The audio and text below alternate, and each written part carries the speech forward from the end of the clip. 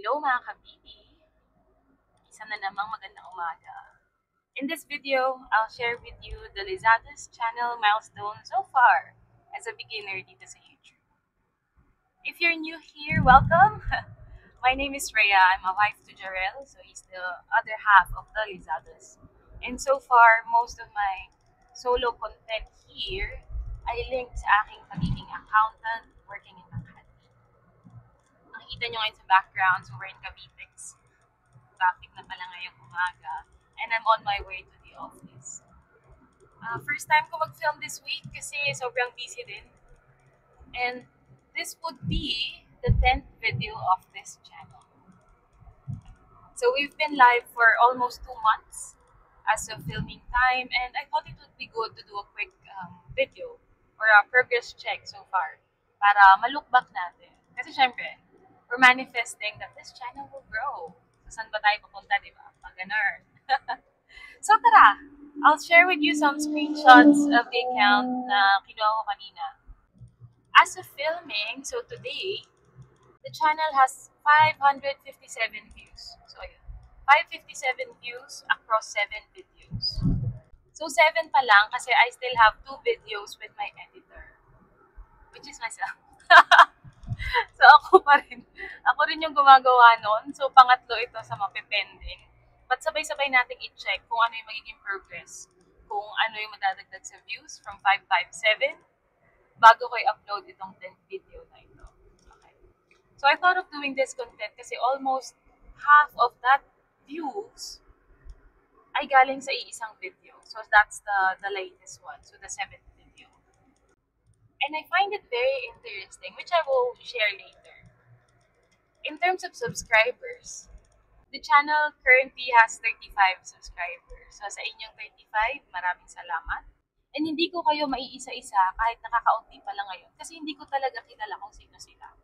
I mean, I know that most of them are my friends, but in case you're wondering, the subscribers are not visible to the channel owners or to the creators. So ipapakita ko sa inyo na out of 35, less than 10 lang yung nakikita ko from my end. So, if you're watching this, if you know me, if you don't want to click that subscribe button kasi awkward na malaman ko na nakasubscribe ka, don't even bother. Don't even bother na ma-worry or ma-awkward kasi hindi ko naman nakikita if your subscription preference are set to private. And it looks like kaunti lang naman yung naka-public. So if you want to hit subscribe without me knowing na nandyan ka, check your settings. And then please click that subscribe button. So every subscription counts. So sige na, please. Nagmakaaway, no? Actually, dapat 40 na siya. Sadly, binawasan ni YouTube ng 5 on March 1. So I googled it and it says, YouTube does that from time to time. Na i-check kung meron kang subscribers na inactive. So how would it work? For example, sabi ko nga, di ba, nag-start ako with YouTube in 2021 with Realizations.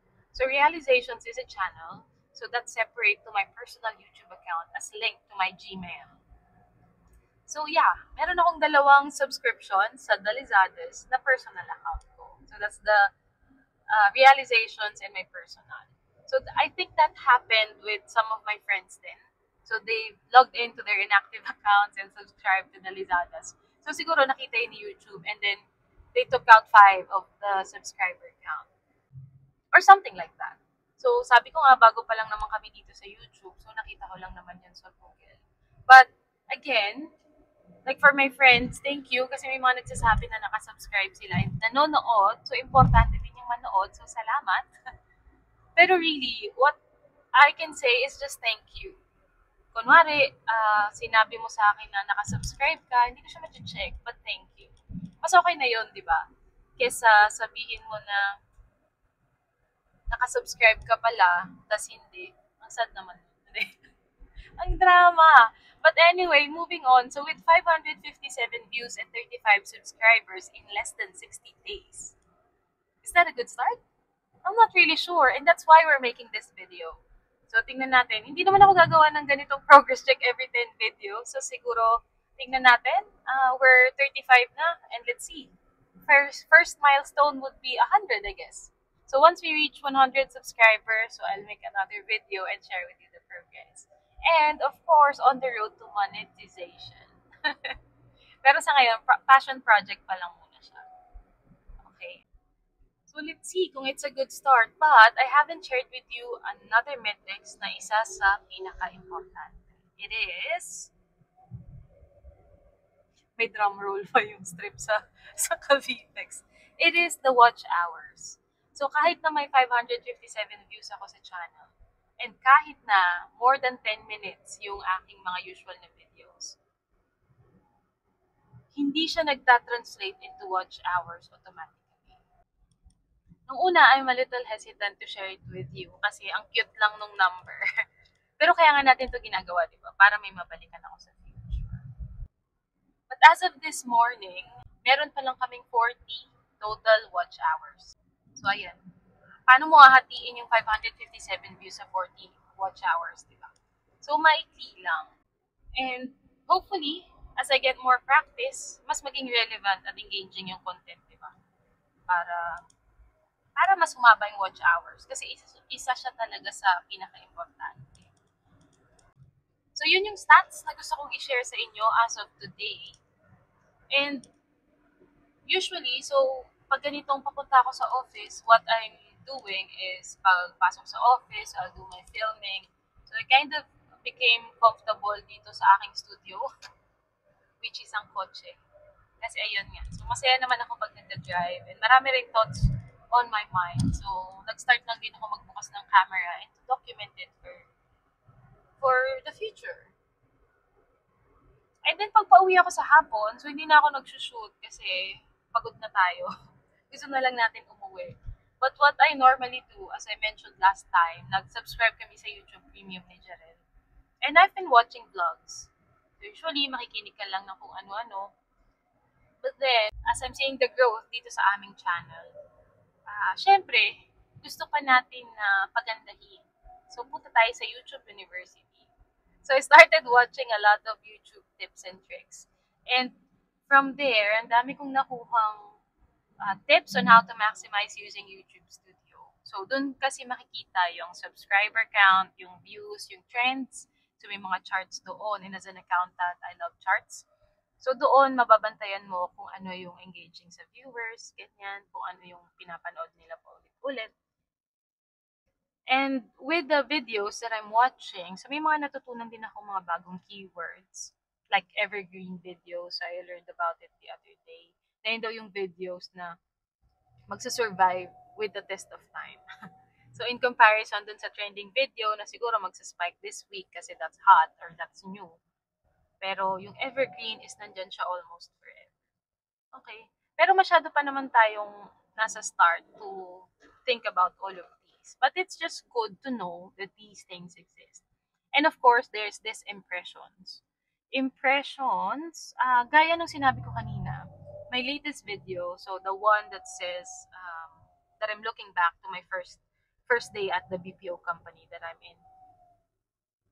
Ang dami niyang views. Nagulat ako na pag-refresh ko ng studio at one time, nasa 100 views na siya. And ang ina-expect kong unang mag-100 is yung first video namin about Soler Buffet. What I changed about that video is that yung natutunan ko sa isang, or marami na ata, na YouTube starter tips, which is, na i-hold muna yung pag-upload ng video and set it to private before publishing it. So what I did with that video, I uploaded it Friday night and set it to public Saturday midday or pahapon na yata. And ayun, what YouTube does is to start to analyze the video kahit hindi pa siya nakapublish publicly. Okay. So by the time that I press that public button, naging visible na siya sa viewers na pinagbatuhan ni YouTube. Eh di na yun. In fairness, may nagkiklik naman sa kanila. So it's just that not a lot of them are very interested and they will just click out of the video kung hindi nila bet. So nakakatuwa lang malaman yung mga ganong information. And then, another thing that I found dun sa mga video is finding the right gadgets. Kala nyo, di ba, may mic issue ako the other day. But with the right gadgets, pare-pareho sila nagsasabi na cellphone lang sapat na. Plus point kung meron kang mic. So, ayan yung mga ginagamit natin ngayon. Actually, may mga in-add to cart na ako ng magagandang tools, pero hindi pa naman siya kailangan sa ngayon. So, knowing me na masyadong kuripot, hindi ko pa siya gagawin. But I plan on the coming months na ipakita rin sa inyo kung ano talaga yung ginagamit. Other than the gadget, so nandyan din yung mga tools na pwedeng gamitin or ginagamit na ng iba. So this week, nag-download ako ng Notion, for example. So Notion is a content management tool. Actually, marami siyang ibang tools, pero dun siya ginagamit ng mga napanood ko sa YouTube. And then yung isang client recently, nag-engage siya ng social media manager. And Notion din yung gamit niya. So when I heard that on YouTube, I thought, okay, so ginagamit talaga siya. So yeah, I downloaded it. I use it now for planning. Kasi in the past, notes na yung ginagamit ko sa phone about the content ideas or script, ganyan. At least now with Notion, I can access it across multiple devices. So kahit anong device yung hawak ko, if I have that idea, I can just write it and then it will pop out with all of the tools that I use. So that is my recap. So thank you for listening and sana nandun pa rin kayo pag ginawa ko na yung next update once we reach 100 subscribers. And if you're curious about today, I'm on my way to the office. So ngayon, approaching Naiyac Stall Gate. So ito yung tapat ng Naiya 3. And, not sure kung clear sa video, but I'm wearing pink today. Kasi may team meeting kami mamayang hapon. So the theme of the meeting is Women's Month. So we're celebrating Women's Month kasi karamihan naman ng team members namin ay babae. And so I'm expecting more than 50 team members today sa office. And it's exciting kasi I would be joining Team A for lunch out. So kakain kami sa Tongyang. Ako yung nagpa-reserve but hopefully dala ko yung reservation. Oh my gosh. And then dinner is an event for Team B. So si Team B, nag-arrange sila ng KTV. So ayun, so mag-join din ako sa kanila. And it's funny kasi nung iniisip ko yung sasabihin ko today for this video, I recall that in January, I officially launched Team A, Team B, and Team C among my 60 plus team members. And ayan, sakto. Sakto kasi magagamit ko yung terms dito sa vlog. But yeah, I'm excited for today. Gloomy yung weather, but hopefully hindi naman uulan kasi ang dami kong na-expect na mangyari today. I might be able to get some clips and then share it with you and then I'll finish this vlog later. Alright?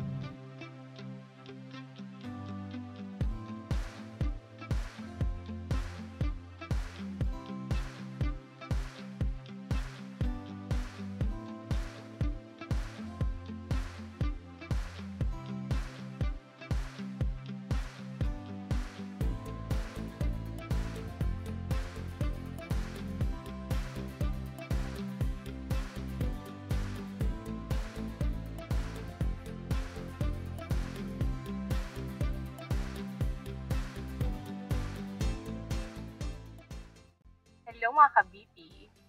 Time check, it's 8:40 p.m. and paalis na ako ng party. So I'm kakatapos lang ng KTV with Team B. And ito, excited for the weekend. Apagod yarn. So okay din yung meeting namin kanina. So we have 57 attendees. So nakakatuwa kasi ito yung pinakamaraming attendees on site so far this year. So every quarter, so that's expected. So ayun, maraming salamat dun sa nag-facilitate ng meeting and everyone who attended. And thanks din sa nag-organize ng buffet lunch for Team A and then yung KTV for Team B. So Team C, bawi tayo next time. Let's do that. But yeah, so I'll be going home. So hopefully wala ng traffic at this hour. And I'll see you guys in the next one. And if you haven't already, sabi nga kanina, please subscribe to this channel. So like the videos if you find it pleasing. If you have any comments or suggestions, if meron kang questions about the YouTube milestone, so let me know in the comment section. hopefully you picked up a thing or two about managing your YouTube channel or starting your YouTube channel. And then, ayan, let's see kung paano mag-grow ang channel na ito. I'm excited to film the next progress check as we reach the next milestone for 100 subscribers. Ilang araw kaya yon? Ilang linggo, ilang video pa? Let's see. But for now, that's it. Thank you and see you in the next one. Bye mga kabibi!